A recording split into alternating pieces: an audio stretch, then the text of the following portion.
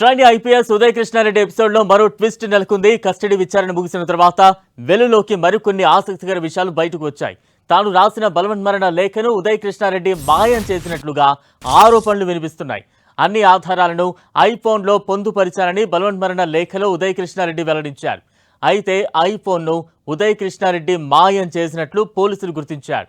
బలవన్మరణ లేఖలో రాసిన వివరాలపై లోతుగా ఆరా తీసినప్పటికీ దర్యాప్తు అధికారుల ప్రశ్నలకు ఉదయ్ కృష్ణారెడ్డి సమాధానం ఇవ్వలేదని తెలుస్తోంది. తాగిన మైకంలో బలవన్మరణ లేఖ రాశానని కస్టడీలో చెప్పిన ఉదయ్ కృష్ణారెడ్డి ఆ నోట్ ఇప్పుడు ఎక్కడుందో తనకు తెలియదని సమాధానమిచ్చాడు. అయితే బలవన్మరణ లేఖ ఎక్కడుంది, బయటకు ఎలా వచ్చింది అని సిపి సజ్జనార్ ప్రశ్నించగా ఉదయ్ కృష్ణారెడ్డి నోరు మెదపలేదు.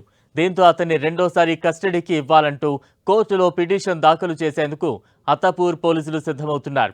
రెండోసారి కస్టడీ విచారణలో బలవన్మరణ లేఖలోని విషయాలు రాబట్టాలని పోలీసులు యోచిస్తున్నారు.